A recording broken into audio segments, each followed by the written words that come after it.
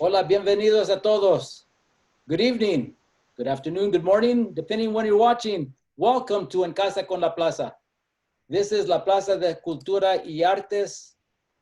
Conversations, presentations, demonstrations, and performances from our home to yours during these difficult times.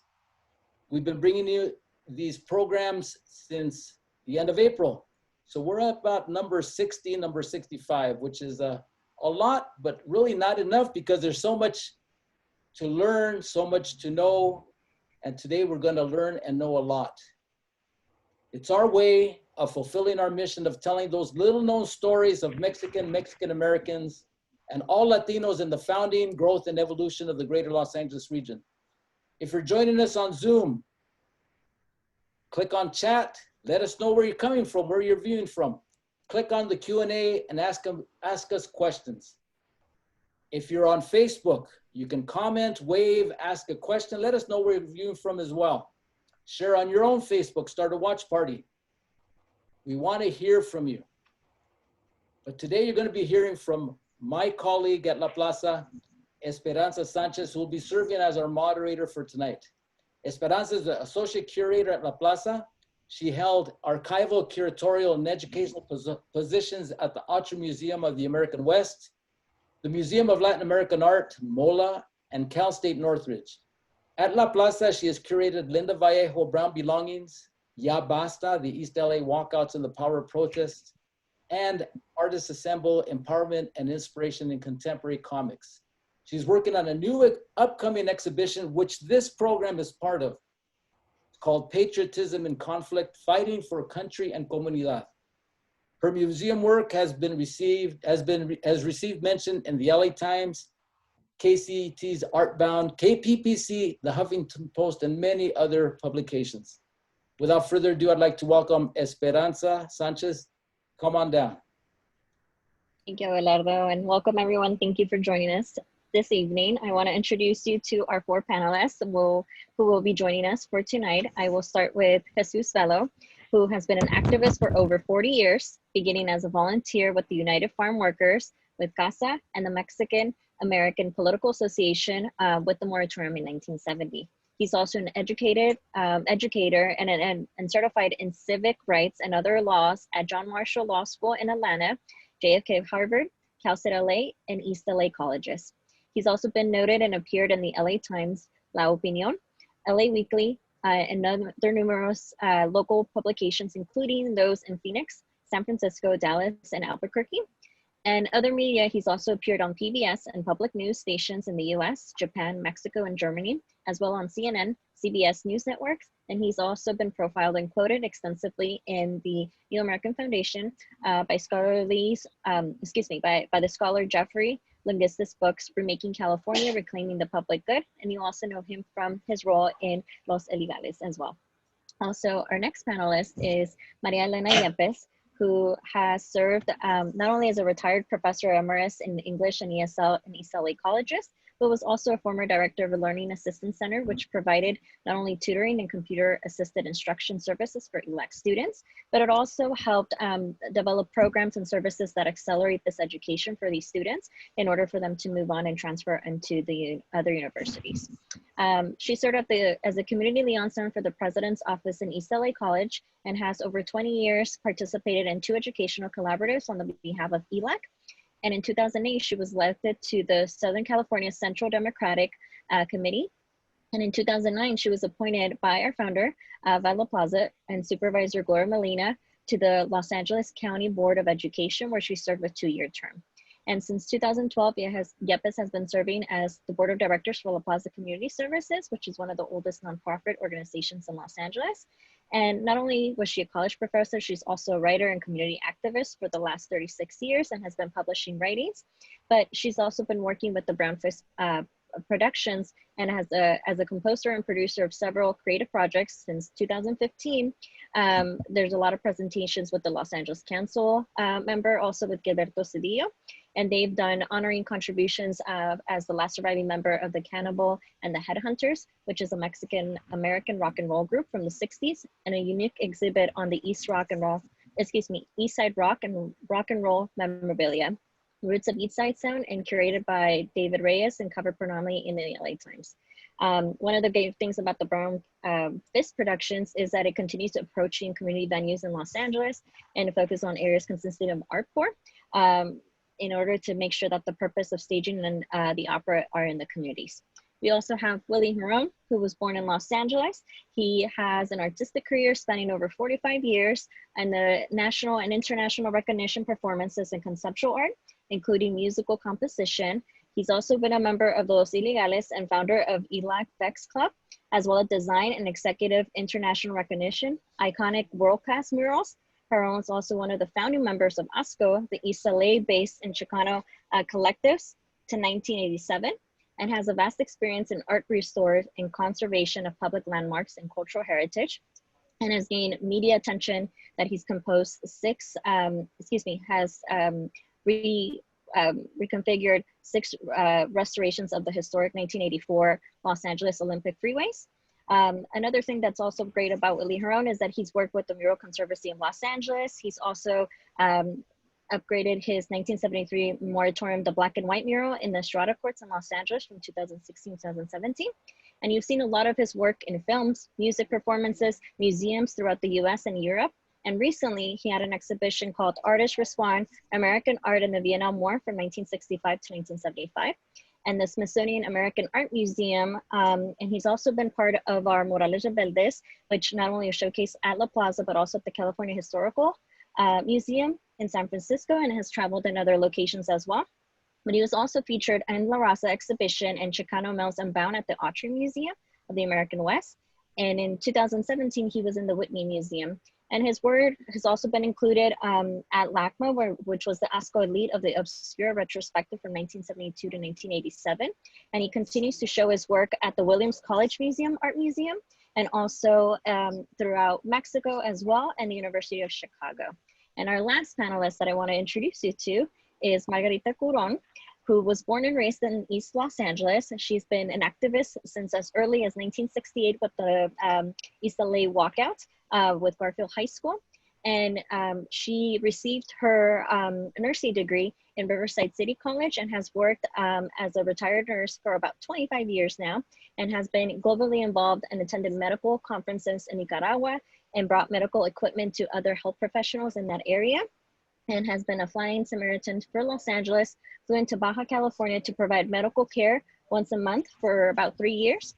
And she has an art education in Casa LA Long Beach and self-help graphics, and has had a few exhibitions featured at Plaza de la Raza, self-help graphics, and various galleries throughout Los Angeles, including Avenue 50 Studio, and also La Plaza de Cultura y Artes, and including in the mayor's office of Tucson as well. She's also curated art workshops, classes working in clients over a week of Department of Medical Health for 8 years, and in the Heart Exhibition of Department of Mental Health in Los Angeles clients' artworks. She's also had publications in Contemporary Chicano and Chicano Art Volumes 1 and 2, and has been published by the university as well. So we're gonna start with our first panelist with Jesus Velo. So thank you so much for agreeing to be with us tonight. I wanted to ask you, Jesus, thank you. And if you could tell us a little bit about your experience of being in Chicano activism from an early age. What inspired you to become involved in the Chicano movement? Well, honestly, to be honest, I'm pretty much an accidental artist. I sort of discovered my way and tripped into activism. When I was in my early teens, I was involved in living and going to a school that was predominantly non-minority, if you know what I mean. And I was pretty much an AB student, but had too much trouble, so they threw me out of there for being a hippie, having my hair long, and getting good grades. There was nothing to do about it. So I wound up living in East LA. So you're talking about 1970, summer of 1970. Looking for something to do, somebody tells me there's a job here. If you go down to Pico and Western, and just ask them. So I went there and I wound up going to this place, and it said Mapa Casa, Mexican American Political Association, Centro, whatever, Autónomo. When I walked in, they hired me immediately. And I guess I took a shine to them, and they took a shine to me, but they usually said, instead of washing windows, they let me hang around the office, and I worked with two really, really inspirational people that I didn't know nothing about. One of them was Bert Corona, great organizer, and the other one was Ralph Cuarón. And listening while I was filing and putting things away in the office, to them deal with people on the phone, because what I didn't know was going on was they were preparing for the moratorium on their section. They were bringing in people from different parts of actually the U.S. And I learned, I watched them have to stonewall people, have to deal with stress, have to deal with every conceivable annoying thing that people have to deal with. They dealt with it. And I learned that from them. And I thought that was really cool. That was a great time for me. And what they had me doing, I was just bringing coffee and stuff. But at the night before the moratorium, which I thought was going to be a grand picnic and a march, I noticed that they started bringing in people from other parts of the U.S. They had me drive a car to the bus station where people were coming from the airport. And I started meeting Chicanos, actually, like me, from Chicago and from Virginia and Michigan. And they were all coming. They were coming with their luggage and their families and things like that. And it was really sweet. I thought, wow. So what happened there was I sort of discovered not only revolution, I also discovered our nation. We had a Chicano nation that hadn't come to fruition yet. So what happened the next day is, what happened? It all turned into a big mess. It was awful. To get to the point I'm trying to say, it was the birth of us, but it was a baptism by fire. It wound up being a terrible thing. I wound up having to leave the car that I was driving as I walked into the mess that it was, and I wound up running from it. And since the next week I was starting school, I never went back and never got to say goodbye to any of those people. But I think about them so much this day, and they changed my whole perspective on things. And I was looking for that sort of hominess of community. So that led me to look for other places to find activism, and I wasn't finding it all the time. So flash forward, and I'm in a full-on scholarship, and I'm looking at what's available out there. I was hit up by people from LULAC, and God bless them, I love them. They're Korean and World War II veterans, but they were sort of out of touch with what the kids kind of want. There wasn't that sharp edge to bring other people in there. I was sitting there with a bunch of guys that were older than my dad. The other organization that I ran into was Metro, that had a once-a-year gathering nationwide, but for the most part, they were all chapters. And chapter one would be about, getting all yourselves and getting your master's done. Chapter number two would be about trying to be an Aztec and speaking Nahua. This was not acceptable to me, and I just wandered with nothing to do. It frustrated me. But that was my introduction to that. And what I wanted to do was I kept going to school, and then I found myself as an internship in the federal government, and eventually became a federal analyst investigator. And I worked on cases, predominantly I wanted to work on cases that were in Central California. And I've done that for so many years. And there was a little bit of stress there. Police departments, we actually investigated 1 or 2 police departments for certain things. And so, the stress on that one. And that's my birth to activism, accidentally. Right. Oh, well, thank you so much for sharing that. And would you say that that's one of the things that motivated you in order to pursue an education in civic rights and to be an analyst as well? Yes, it was, absolutely. When I started to listen to what Mr. Coron and Mr. Cuarón spoke about, and how they spoke with people from City Hall, and predominantly, in place and decades in place, politicians and their aides, and watched them come into the office, talk to them. I said, well, I got to do this because I'm going to need this someday. And it was absolutely true. And that led me to go forward into education. Thank you for sharing. I wanted to ask, you're also a member of Los Illegals, and many of our viewers are very familiar not only with the group's role, but would you say that your activism in working with the United Farm Workers, with GASA, the Mexican American Political Association and Civil Rights, was also part of the group as well? Oh, yeah, we were deeply involved, but let me go back to part one about how this came up. This is not your typical rock and roll band that got together in a garage and hung out. Let me start from my beginning. I was playing local bands, jazz, covers for money. What happened is I come into Rolling Stone and I read this article. It's about a man named Jose Torres Campo. It's in 1976. We're flashing forward to 1976 now. And it's about how he, as a veteran in Houston, was disorderly conduct arrestee by 6 officers who took him and beat him so bad No, no, I'm sure he fought back because when I look at Ocampo's bio, he was a black belt and he was very physical and everything. He was one of the special forces in the Army. So I guess the fighting back didn't go well with the people in Texas or the police in Texas. So these 6 officers beat him so bad that when they took him into the office, the desk office, they said, "No way, you're not going to have that guy die here. You got to take him to the hospital." Well, they didn't do that. They took him, they beat him some more, and they threw him into the Buffalo Bayou, which is in the outskirts of Houston. I passed by there, where they found him drowned the next day. Now, what's funny about this is that I'm reading this not in the East Side Sun, not in the City Terrace Comment, or any of the Latino magazines, not Raza magazine, none of these. I'm reading this in effing Rolling Stone. Effing Rolling Stone is telling me about my culture and what we should be backing up and who we should be backing up. Because according to this, nobody except the Tejanos were the ones that backed them up and had that riot. 1 year later, because the officers that were involved got each a 1-year sentence and a $1 fine, there was a riot. There was a riot at Moody Park. And that riot at Moody Park was the same that we're seeing today. Cars overturned, buildings burned, people hurt, police hurt, riot gear, all that stuff. And it was so important that Gil Scott Herrón wrote a poem about it. But did we know about it? No, because there was a lack of communication. And if you look back to 1976, what were people communicating about that they knew each other? What would I talk to somebody from Denver or San Antonio about? There was nothing out there except Cheech and Chong. No, I mean nothing bad about that, but considering there's no central area for us to think, and that bothered me terribly. So what happens is I run into Willie Jerome, painter extraordinaire, friend, who says he's going to put something together, and he's got the vision that I have. We're going to make something huge. We're going to go for a major label, which is unheard of in the barrio. I mean, even the Midnighters, great groups like that, the only one that had a major label was something from San Francisco, and it was Carlos Santana. Do you know what I mean? So we decided not to go the same route. We decided to do our music and write it in an uncondescending and a non-stereotypical way. In other words, what we try to do is we try to give back what they had. If we want to do better than what they were at, and yet we wanted to keep our message and be political. And that seemed to work by doing that. Without being I hate to say it, a good Mexican and playing, folk music. Nothing against folk music. I love folk music. I grew up in a house of trios and stuff like that.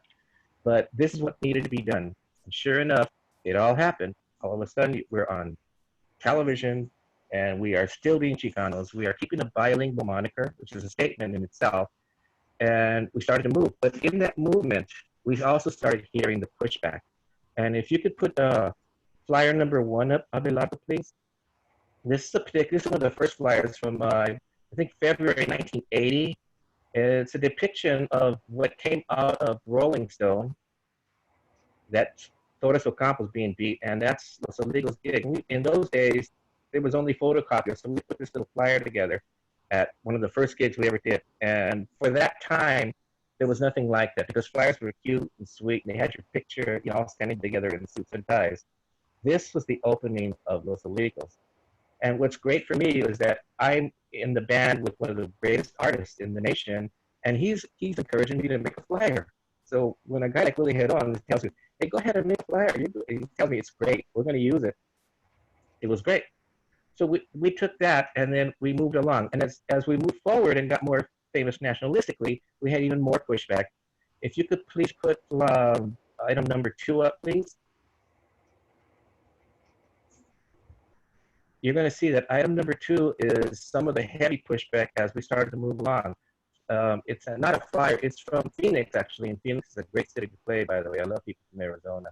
We were banned in Texas, and we were threatened in every way conceivable. Here's a picture of us from the Phoenix Weekly, the front part of their rock area. And of course, you can see it, they're banned in Odessa, Texas, which was very frightening. Remember, you got to remember, all of this is before MTV. A lot of it is before MTV. So walking in as Chicano rock and rollers, looking the way we did, and being, pretty much educated, these guys was threatening to them. And so we eventually had to leave that place, and we never played there. We got the hell out of there in time. Yes, we do fundraisers for farm workers and everything else. The interesting thing about it is a lot of our community, 60% of it is non-minority that follows us, and yet they're biting into what we're telling them in terms of stress. And the stress is the violation of our rights, the violation of everything ethical to Chicanos in general.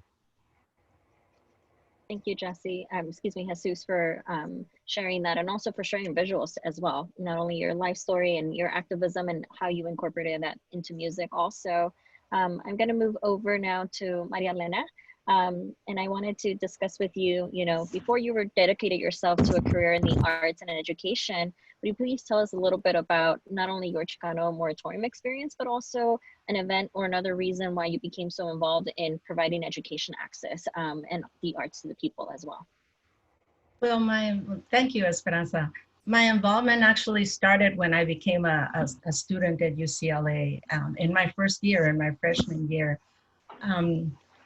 I got past the initial shock of seeing thousands of students on campus, and none of them looked like me. But I had received an invitation at home from the United Mexican American students, that were inviting us to the first meeting, and that was like a week after we started school. So I was really looking forward to it, and I was really excited. And when I walked into that meeting room and I saw 50 brown people in there, that finally, after a whole week of not seeing anyone, I saw these 50 people, and I was so excited. I was thrilled, and I got involved right away. So I was already a student activist when the moratorium happened. Abelardo, could you put up the student power, Chicano student power picture, please? Thank you. So this was one of many times when we protested at UCLA. And in this particular case, it was right away in my freshman year. My freshman year, I had short hair. That's why I know that that's when it happened. And that was probably the last time I had short hair. But the issue was the special programs that were going on at UCLA, special admissions programs that they had activated for that first year, 1968-69, and they were ready to cut it. The university was ready to cut the programs. So what we did was we picketed. We picketed outside the administration building, and then we also had a meeting with the chancellor to that effect. And Abelardo, could you put up the one with Rubén Salazar, please?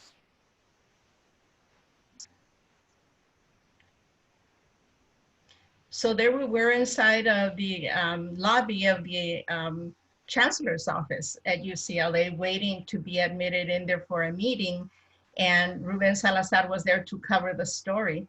So he's sitting there in a chair, and I'm on the floor with several of us are sitting on the floor. And we were chanting and singing. That's what you see us with our papers there, looking at them. And that was another form of protest that we had. This was a sit-in, and it was also a chanting.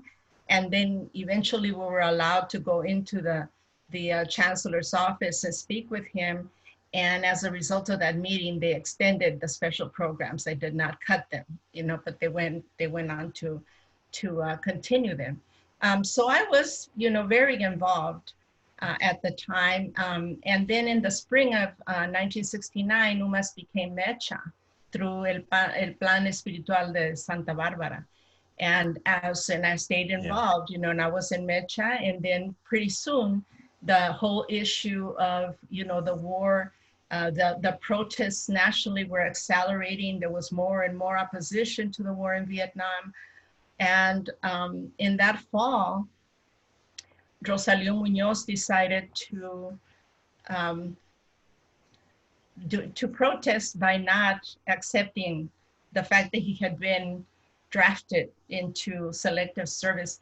And the thing is that, it's important to note that back then there was compulsory service. You went whether you wanted to or not, and it was against the law for you to resist. And this was young men, basically, because women were not drafted, but it was young men that were drafted consistently.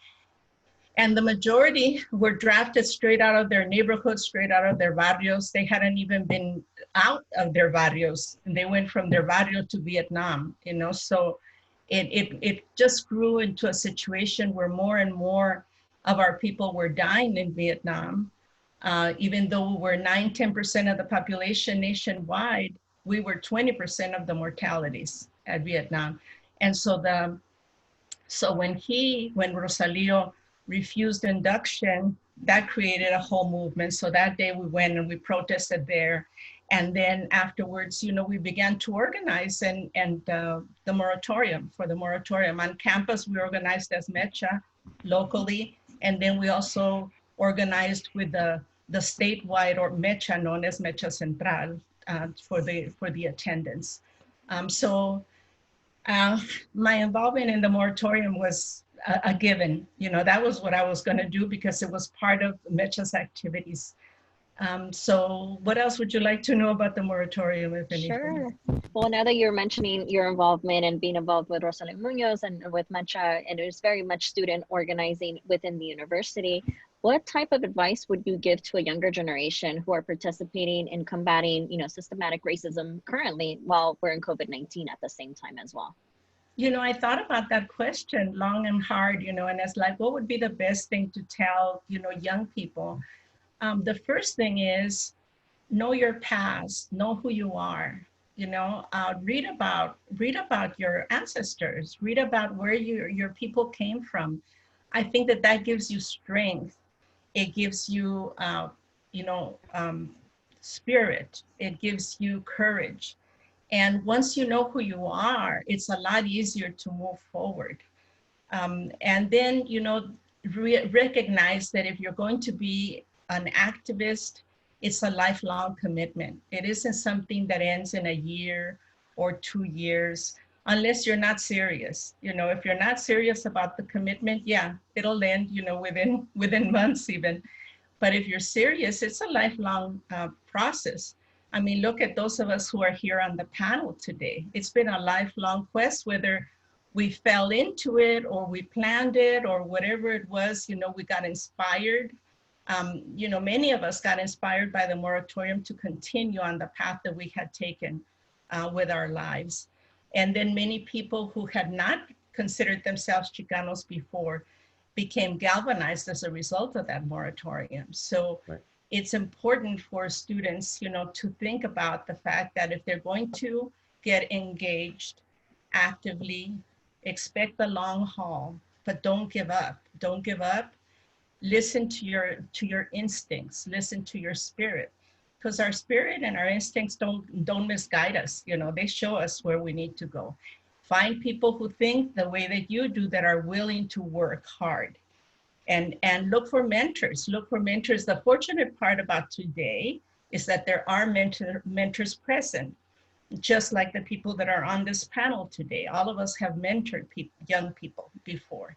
So look for mentors, you know, and I think that always gives you courage, and it also gives you hope, and it gives you strength so that you can continue. And then finally, educate yourself on whatever issue it is that you are looking at, and whatever issue it is that you want to pursue. Get your information together, study it, educate yourself so that you can hold your own in a discussion or in an argument, whatever it is, but you know, you can hold your own because you're well informed. So those are the things that I would like that young people think about. Well, thank you, MaríaEléna, for sharing that advice and for also giving credit to the other panelists and also to other people who are involved in these movements. My last question, and just so we can wrap up in your section, is you've been part of establishing Brown Fist Production and creating these productions not only that reflect Latinx stories, but these stories are typically not covered in musicals or operas or plays. It's mostly consisted, you know, mostly of white America, but how are you and your partners working on making the performative arts more accessible to our communities? You know, well, like Mita, you know, I came late into it as a professor a few years before I actually, you know, retired. And my trajectory has been such that I saw a need, and then also not just saw a need, but I was asked, I was requested, can you do X, you know, whatever it is, can you bring this forward? Can you bring entertainers? Can you do this? Can you do that? It just so happens that I could. So we put some things together, and David Reyes is a great partner. You know, he and Willie and Jesus know him very well. And he is the music expert. And I was fortunate enough to know him and to say, okay, East Los Angeles College would like to do this kind of performance. Do you have people, do you have ideas that we could do? We would go to that. with Supervisor Gloria Molina both with her Gold Line preview, as well as the 40th anniversary of the Chicano Moratorium.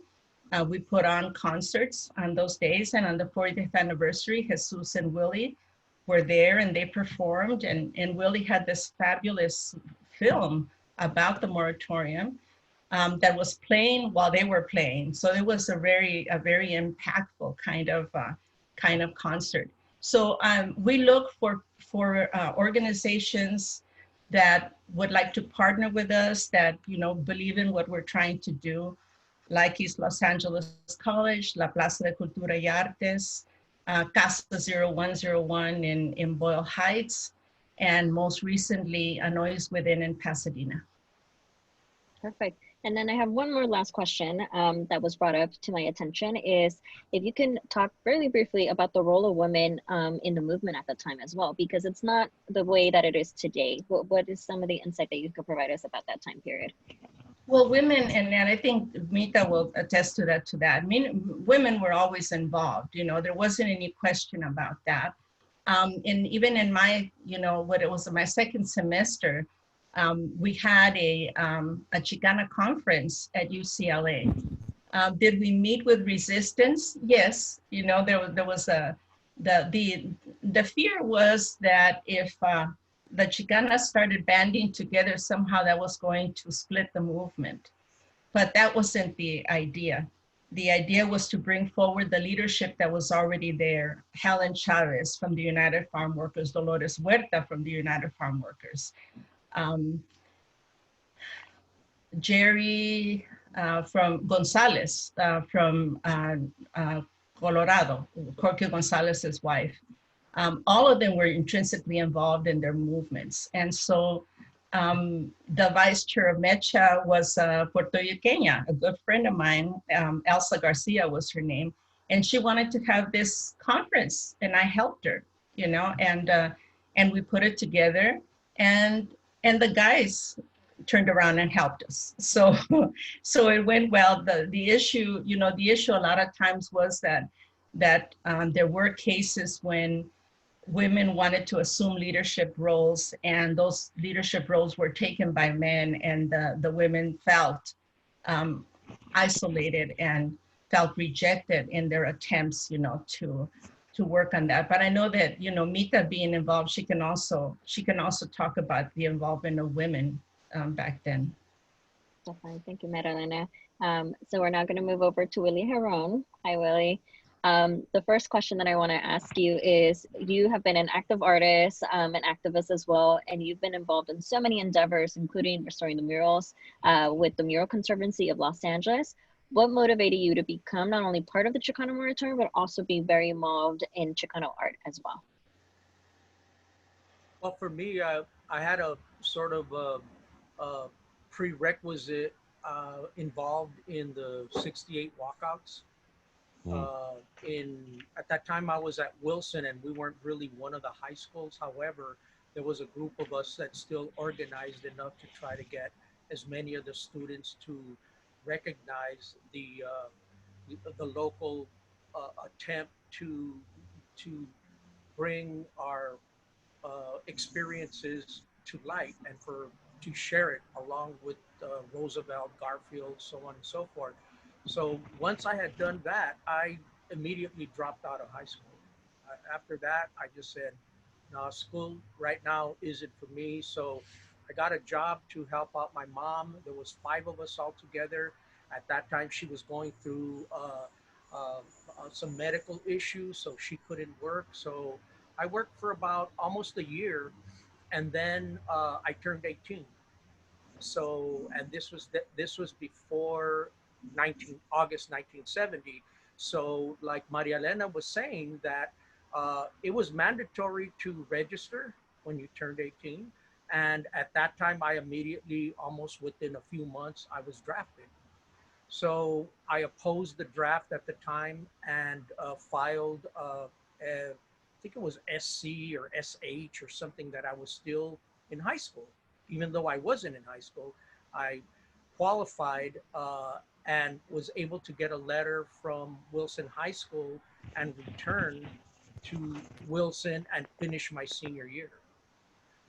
And then during that time, shortly thereafter, was when the moratorium hit. And when the moratorium hit East LA, and the talk was about, well, let's go support it. And I had previously been drafted. It was very inspirational. At that time, I just jumped on my 10-speed and kind of just cruised through the whole march from the beginning at Belvedere Park all the way to the end when they started tear gassing and doing all of that stuff. I was it was pretty easy for me to get in and out of what was going on. So I didn't really feel like I was in danger. I felt at that time, which kind of led me to feel like I was supposed to be an observer, and I was supposed to see it the way that I saw it, weaving in and out of things happening and being able to just move around in my 10-speed real easily. And at the end, it just exploded. I mean, and then I just heard, what? Some guy stole a 6-pack from the liquor store? Shit, the guys around here steal 6-packs every day. The cops never come. What was that all about? And then we hear that the controversy while they set up to assassinate Salazar. So then all of this stuff started, Yeah. like just turmoiling everything in the sky, and black smoke, and everyone starts breaking windows and vandalizing. Everybody went crazy, and the police started, in my opinion, cruising around in and out of all the crowds. It was definitely the police that then ended up at the park, totally dispersing everybody with tear gas, families, little kids running, everybody just coughing and running out of there. And it was a horrible experience. I can't say that that it was inspirational in a positive way. At that time, it was inspirational in a negative way, and I had to figure out how to take that negativity and turn it into something positive. So at that point, I immediately had already been an artist. I received awards in elementary school for drawing and painting. So I was already drawing, but I felt at that moment that I had a destiny, and I had a, a focal point, and I had concepts. And that was for the people to rise above the oppression. Mhm. Thank you, Willie. And I wanted to ask, because you are talking about the Chicano Moratorium and your career as an artist as well, and the imagery that you bring up. You just recently restored the Moratorium, the black and white mural in Estrada Courts. Will you please share with us and tell us some about that imagery that you painted and some of the message that you want the viewers to also remember as well? Yeah, that was a very interesting project. Originally, Charles Felix in the early 70s was embarking on pretty much making it uh, uh, the biggest East LA gallery, outdoor gallery, known to man at the time.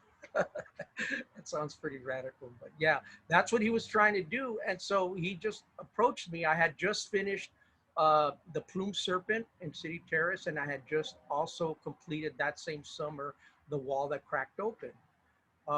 And so those early 70s murals, he was so inspired by them. He says, come over to the housing projects and paint me a mural. And I just told him, I just said, well, I lived there, right? I grew up in Maravilla. Then from there, in the 50s, we moved to Estrada Courts. And then from Estrada Courts, I moved to City Terrace in 1960.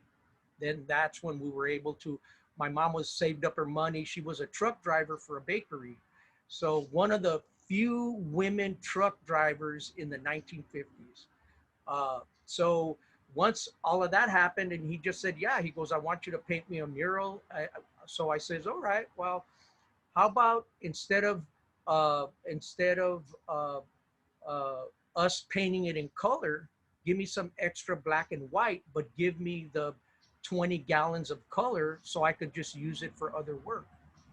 And I won't use the color for the black and white mural. I'll only use black and white. So that's the way I got paid, were the 15, 20 gallons of colors so I could use on other murals. And I just stuck with the black and white on that one.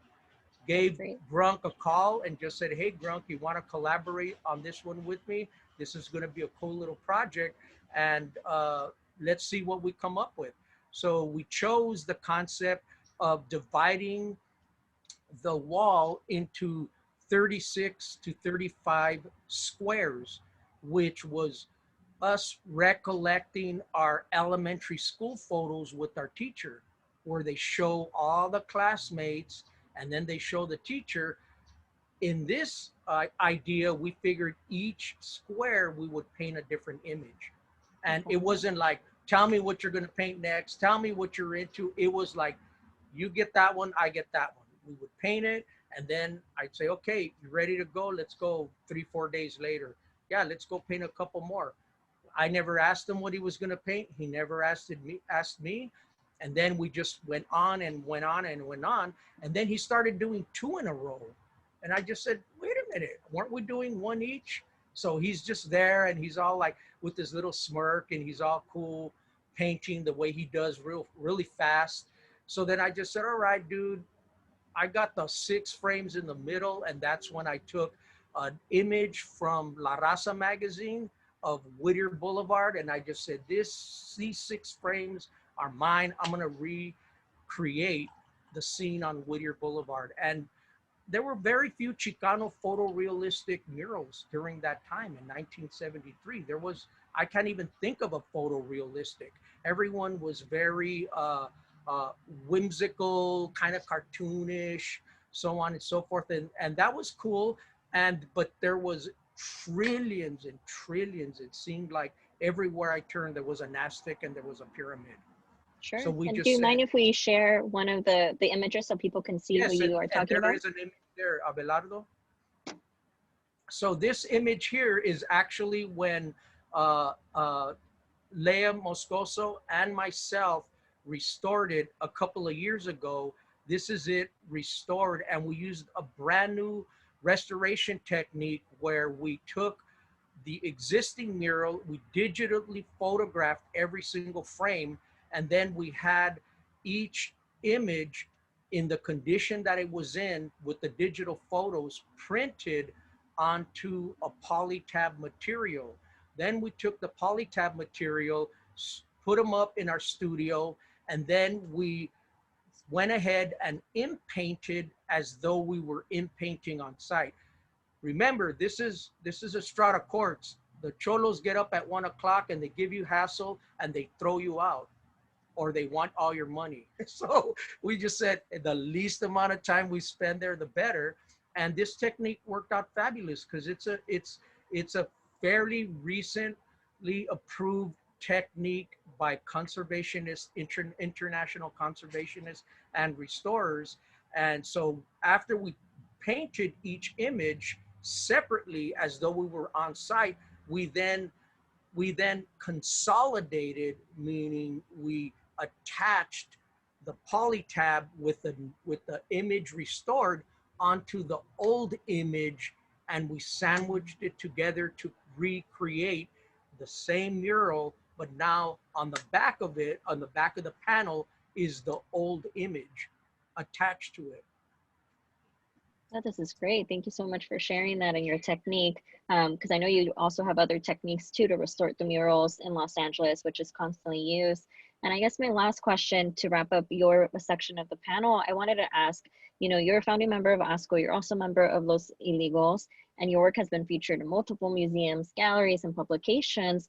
And you've also worked with young Latinx artists as well, who are starting to begin in their art career. Is there any advice that you're willing to share with the younger generation that's not only trying to channel their creativity and their activism in order to pursue a career in the arts? Well, the way I did it, the only thing I could say from experience is that I never had one job.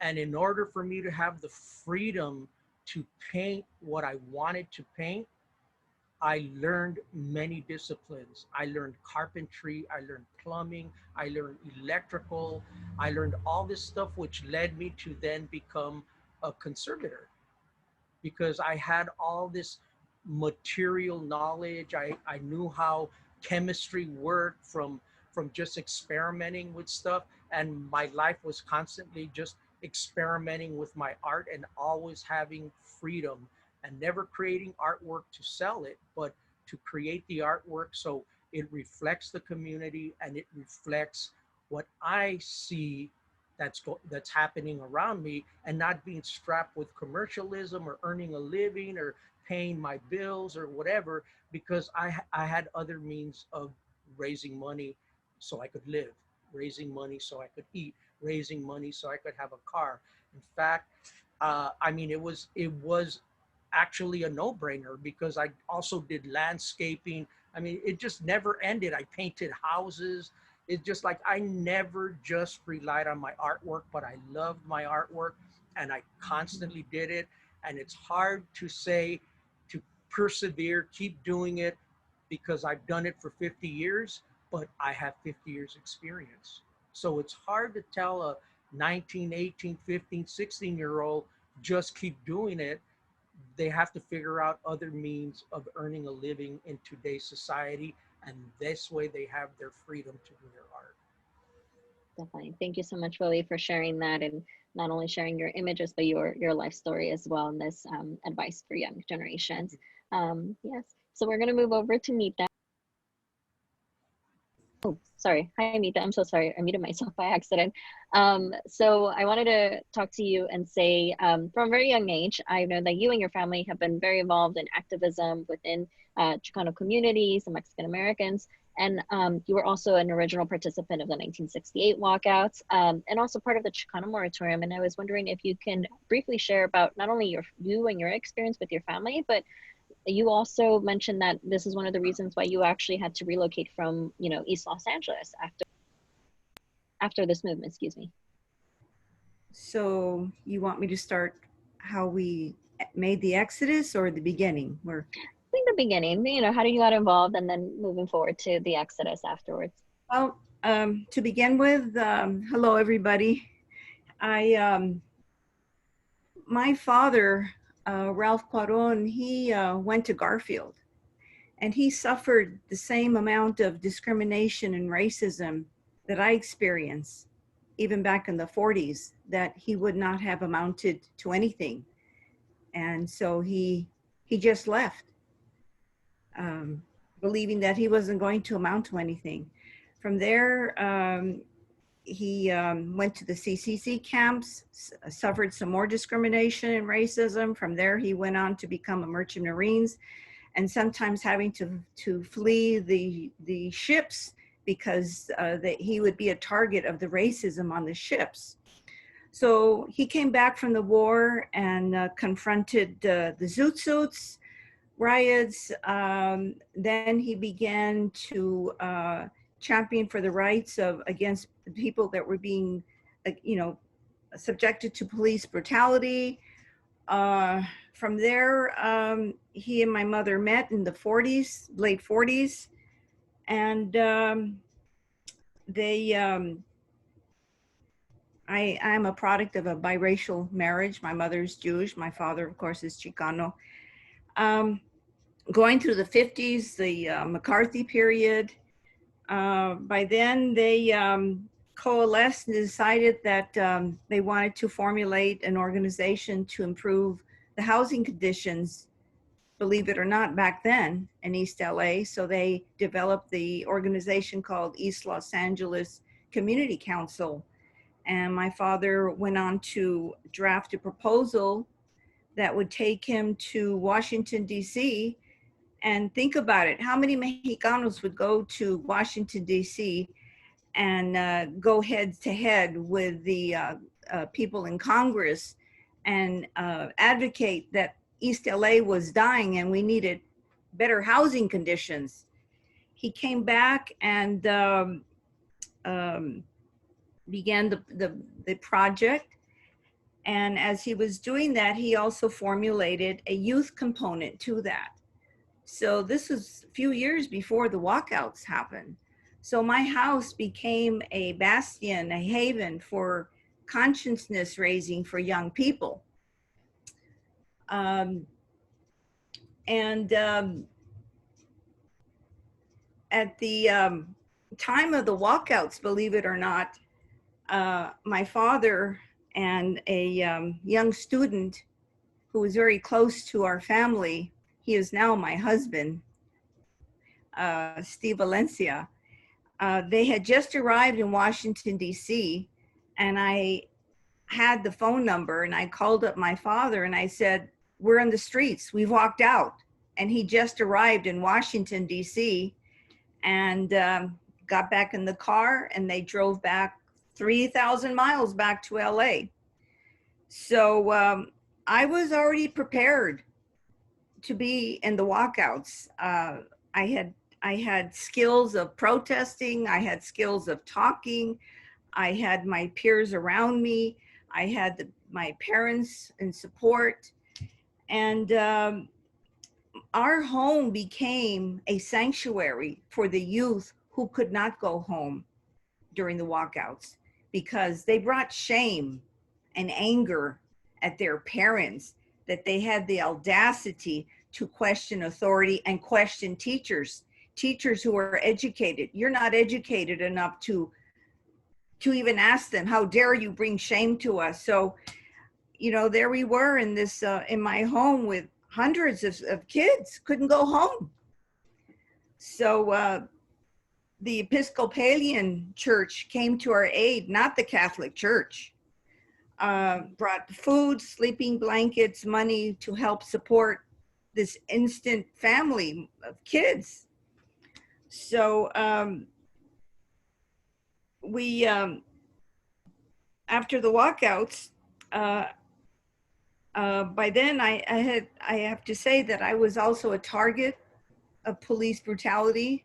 I was arrested in the office of Garfield High with my father, my tia, and the late Ken Ortiz's brother, Ken. And we were arrested for basically asking to prepare for a meeting. And the principal bashed my father that he should be ashamed at preventing me, his daughter, from getting an education.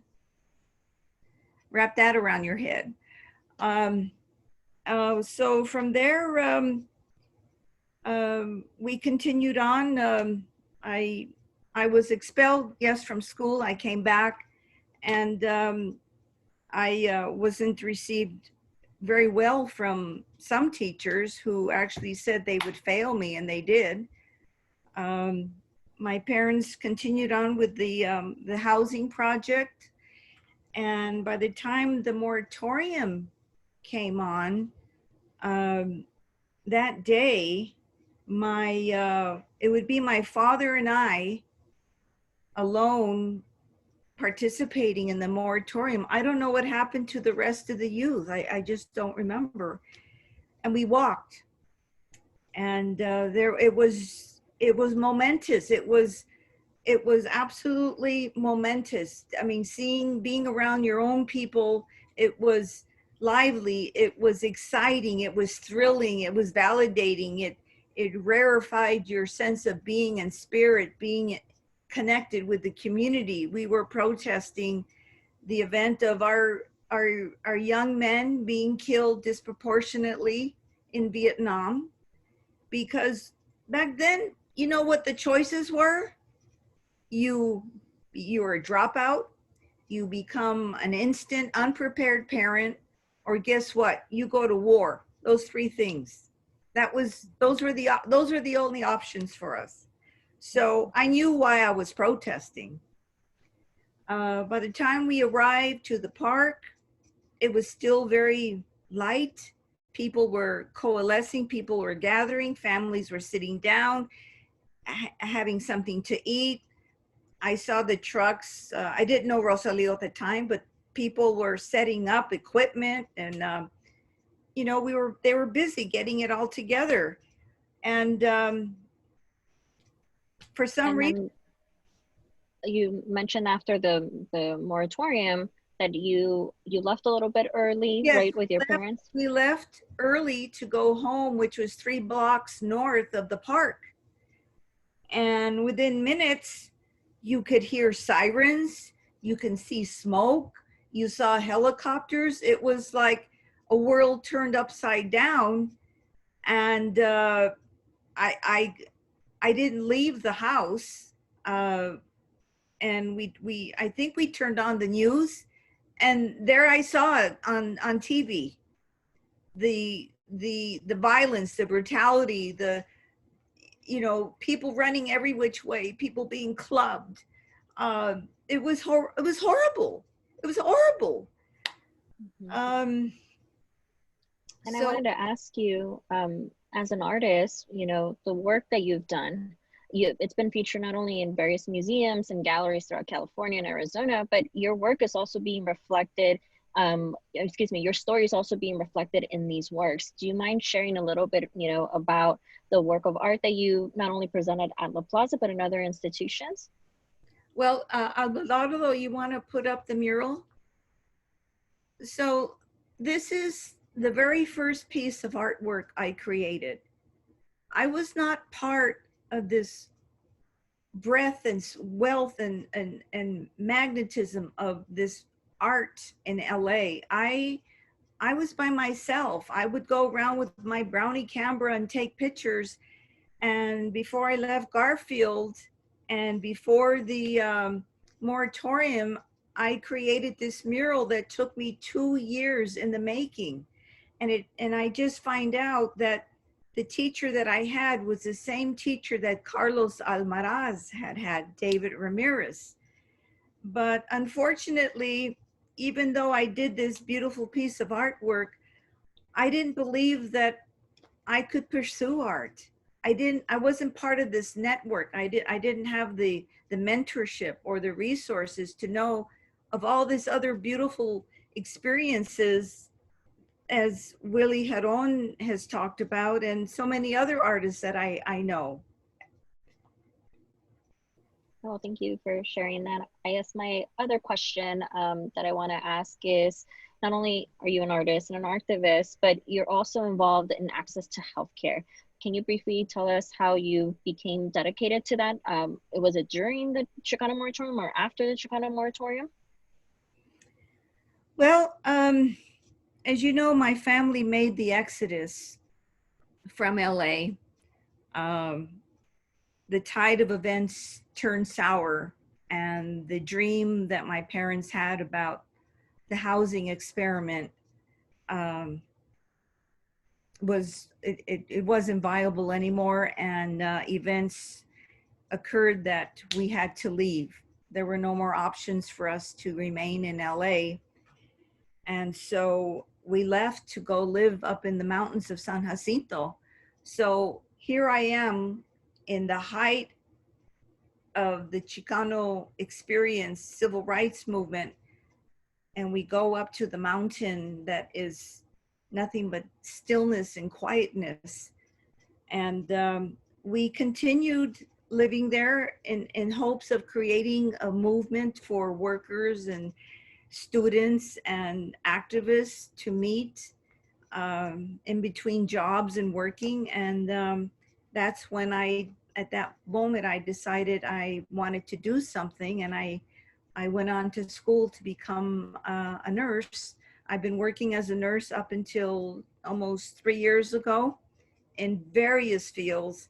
My nursing took me to Nicaragua, to Cuba, and even to Baja California, where I worked as a volunteer nurse once a month to give medical care to the people in Baja California. And in the last 10 years or so of my working career, I worked in mental health for the Department of Mental Health. And as happenstance would have it, I was able to create a actual art group for an hour a week in the last 10 years of my life as a nurse. And I'm proud to say that I actually curated my first art show of clients' work at the famous Avenue 50 studio. Well, thank you, Mita. So thank you to our panelists for participating and telling us their life stories. We're now going to move over to if there's any questions I would monitor. I haven't seen any on our end here. Abelardo, is any on there on Facebook? No, we don't. Hello, everybody. First of all, thank you so much to Mita, Willie, Chuy, Jesus, and MaríaEléna. This was a fabulous conversation, presentation. Really admire the four of you for the paths that each of you took after that, before, during, and after that momentous event, which at La Plaza de Cultura y Artes, we've been programming since last week. Just a couple other programs that if you came in late to this discussion on Zoom and Facebook Live, you could catch it on our website at lapca.org, and also on our YouTube channel, and also on Facebook. We had a lot of people coming in from different parts, with Adrian Sanchez from Austin, Texas, Sarah Roberts joining them from Tucson, Arizona, Laura Medina from Pasadena, and MaríaEléna Fernandez, a good friend of all of ours from the east side of Hollywood. Some great comments here. Tony Perez says, great to hear Willie share how he managed to have the freedom of choice to create his paintings, murals, wishing him lots of love. We have Isabel Rojas Williams, a great friend of all of ours, thanking us. Fabulous photo documentation, MaríaEléna. Willie, one of the most important icons of LA, of our history, and Mita, an inspiration to so many of us. Thank you for your activism, which paved the way for future generations. We do have a few other comments, which will be on our Facebook page. Mariana Ramirez is asking, who were your mentors and what spaces existed in East LA to create movement? Did you all know each other back then? And did you collaborate? So I'm unmuting all of you here. There you go.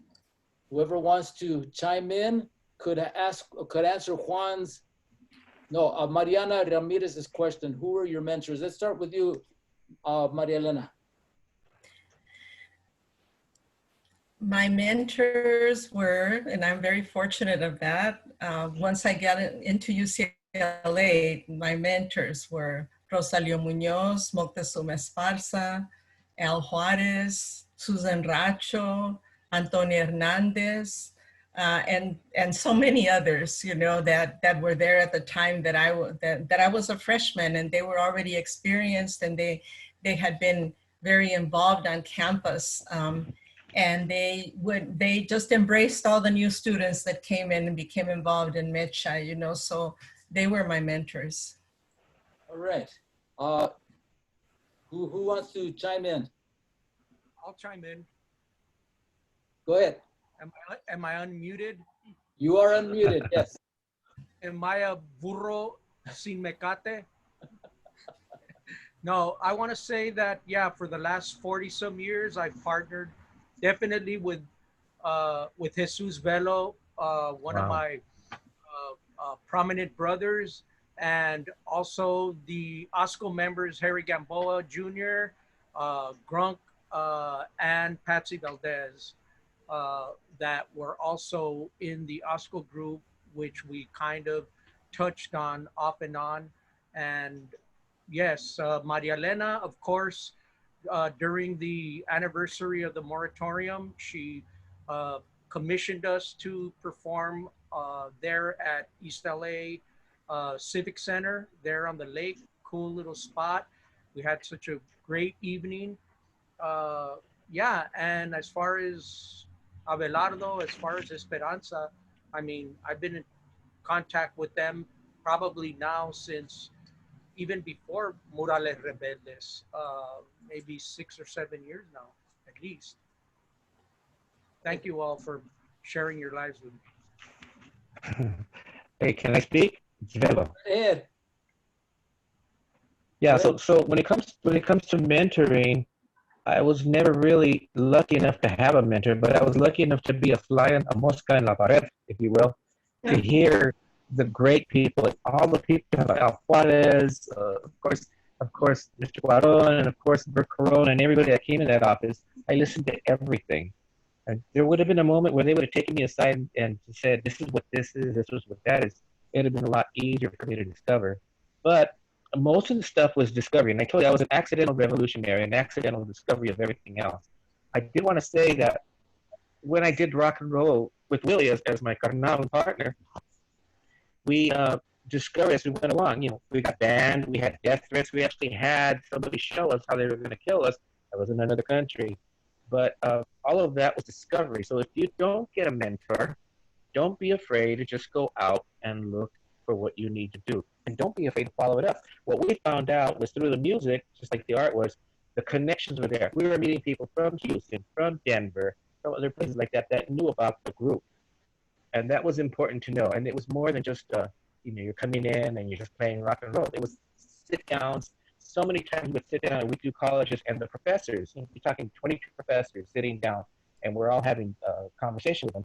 And of course they find out, oh, these guys are not just rock dudes after all, you know. These professors have propagated it. And this is what I was getting to when I was saying there was no community. There was no highway to everybody. The rock and roll and the art did it. And these professors did write books. And thank God to them, we're in at least 20 to 25 books right now, whether it's a chapter or a byline or just a profile. And we did this without any real mentors. So if you don't have a mentor, don't worry about it. Just go and do it. All right. Mita. For me, it's been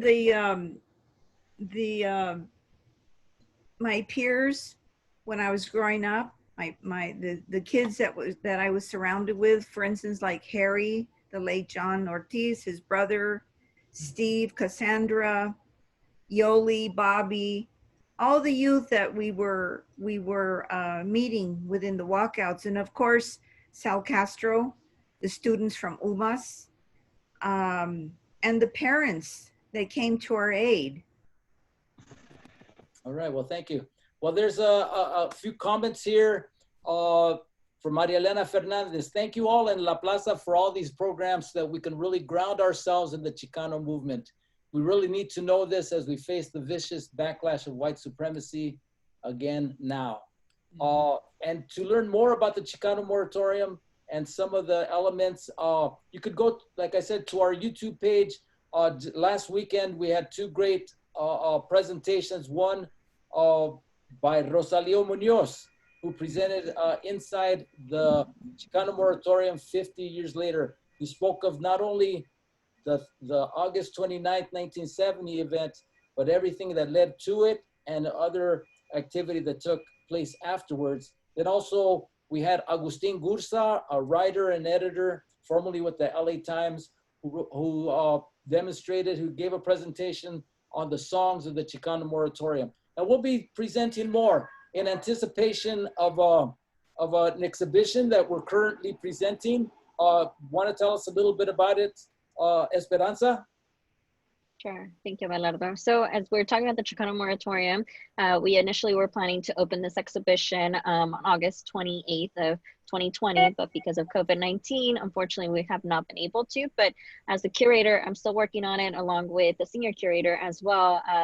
And we're developing an exhibition to talk about not only the activism within the Chicano movement, but focusing on the roles of veterans and also activists during the 1970s moratoriums that happened, starting from December 1969 up to August 29th of 1970, and then the aftermath. And we will be focusing and bringing in the works of MaríaEléna, Margarita Coron, Jesus, and Willie Jerome also into the exhibition, and also the 50th anniversary as well, because a lot of things happened last weekend. And obviously, we're also going to include Rosalio Munoz and also Gloria Ariana's perspective in this exhibition as well.